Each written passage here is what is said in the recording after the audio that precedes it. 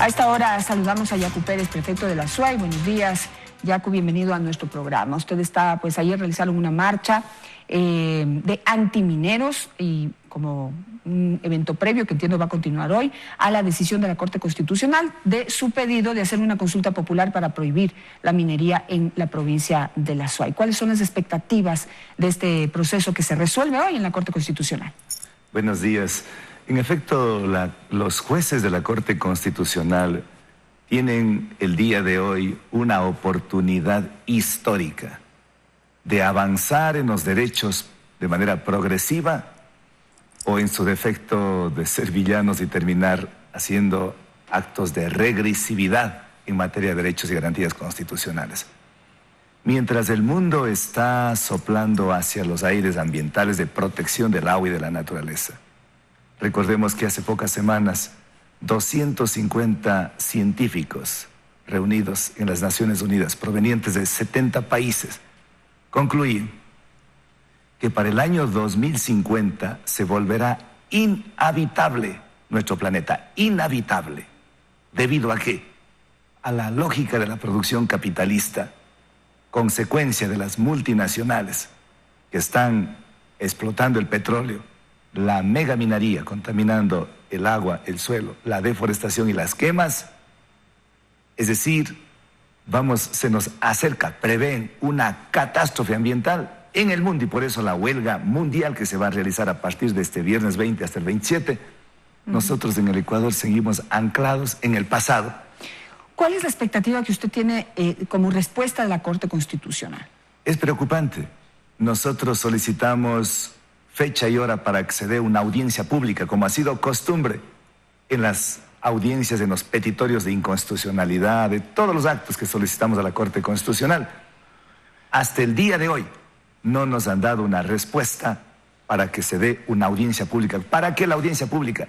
Para, mirando a los ojos, hablando con el corazón y sustentando con las neuronas, demostrar de manera fáctica y jurídica la necesidad de una consulta popular. No hay respuesta. ¿Existen antecedentes de audiencias públicas para sustentar, por ejemplo, un pedido como este dentro de nuestra Corte? En todos los casos, incluso para denegar una petición de consulta recientemente de las parroquias de Imbabura y Calchi, se dio una audiencia pública en donde participaron los que están a favor de la protección del agua y los que están a favor de la megaminería.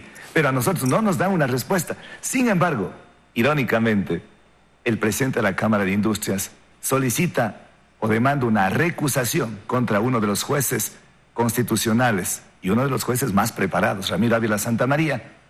Inmediatamente le recusan, le sacan de este proceso a Ramiro Ávila, a uno de los mejores jueces constitucionales.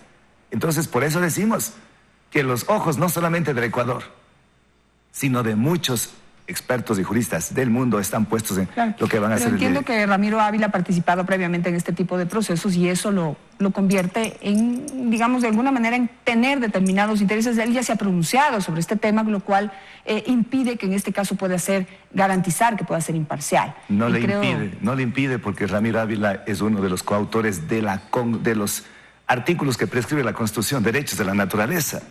Él es uno de los autores del primer Código Penal que se estaba...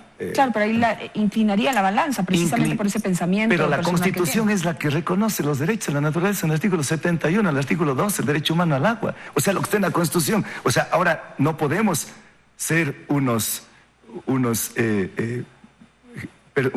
juristas, ideólogos, pensadores a favor de los derechos de la naturaleza. Está proscrito, está prohibido, es pecado. ¿Desde cuándo acá?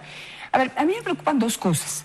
Quisiera su opinión. Creo que ya hemos hablado de esto en otras ocasiones, pero siguen las discusiones, digamos, hay mucha gente que apoya su tesis. Creo que la gente joven es la que más interesada está en conservar la naturaleza y evitar ese desastre que usted anuncia para el 2050, quizá antes. Pero yo me pregunto, ¿qué alternativas se presentan para el país? ¿O cuál es la visión de país que usted tiene en caso de que, para que se quede todo este mineral bajo la tierra. ¿De qué vivimos? Tenemos un desempleo altísimo, tenemos pobreza, tenemos falta de educación y las comunidades que están precisamente alrededor de estas zonas mineras son de las comunidades más afectadas por esta falta de oportunidades y de pobreza y de falta de trabajo en nuestro país. Entonces, si no hacemos esta minería y decidimos dejar los minerales bajo tierra, ¿de qué vivimos? El Ecuador nunca ha sido un país minero, que ha tenido unas pequeñas actividades de minería artesanal. Pero ha sido petrolero, o sea, hemos vivido del extractivismo. Petrolero ha sido desde 1970 y no aprendemos la enfermedad holandesa. O queremos ser como Venezuela, que depende exclusivamente del petróleo y este rato el 98% de alimentos son importados. Vivir en una pobreza y vivir en esa diáspora de Venezuela. No queremos ser Venezuela. Claro, ¿qué hacemos entonces? ¿Qué alternativas tenemos? ¿Qué hacemos? Hay que apostar por la agricultura, por la agroecología, por el turismo. La mayor parte de países en el mundo vive del turismo.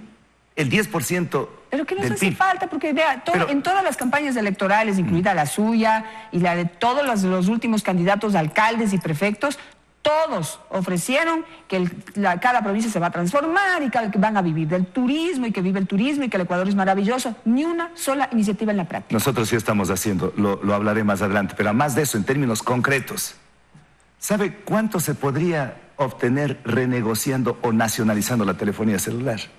5.000 millones de dólares, 5.000 millones de dólares.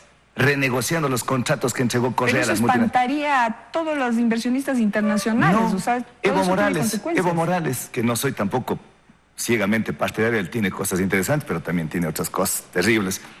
Él les dio 3 meses para una renegociación de los contratos petroleros. Todo el mundo puso el grito en el cielo. Faltando un mes, todos estuvieron en fila renegociando. Ni siquiera nacionalizó. Aquí se puede renegociar. Igual que los contratos mineros, los contratos de telefonía celular, también se podrían renegociar los contratos petroleros. Pero aquí, en vez de renegociar los contratos petroleros, se subordinan más a la China y siguen en el mismo negocio de Correa. ¿Qué pasa?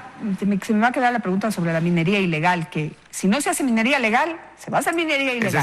Eso es cuento de los promineros, de las multinacionales. Perfecto. Dejemos ese tema para analizarlo más a fondo. Si hoy la Corte Constitucional dice que no tienen autorización para hacer esa consulta popular, ¿cuál va a ser su reacción? Hay varias. Iremos a una consulta popular a nivel nacional. 2, iremos hacia una enmienda constitucional. Hay que reformar el artículo 407, en donde no solamente se prohíba minería metálica en zonas intangibles, áreas protegidas, parques nacionales, centros poblados, sino también donde hay fuentes de agua. Hoy tiene la Corte Constitucional la oportunidad de demostrar que no está subordinada ni al gobierno nacional ni a las multinacionales. Señores jueces, doctor Salgado, doctores, todos ustedes, los 9 jueces, tienen la oportunidad de demostrar que ustedes son representantes del pueblo de Ecuador, que son los mejores garantes de los derechos que están establecidos en la Constitución que fue votada y elegida con más del 65% por parte de los ecuatorianos. Yacu Pérez, muchísimas gracias por estar esta mañana. Vamos a ver qué es lo que pasa hoy en la Corte Constitucional, tema pues complicado, conflictivo, una papa caliente que está en manos de los jueces de la Corte Constitucional. Vamos a ver cómo lo resuelven. Muchísimas gracias por su atención. Sigan en Teleamazonas, tenemos más noticias, más información. Yo aquí me despido. Mañana les espero para analizar este tema de la filtración de datos de los ecuatorianos a nivel internacional a través de una empresa que los ha tenido, parece que sin autorizaciones. Muchísimas gracias y que tengan un buen día.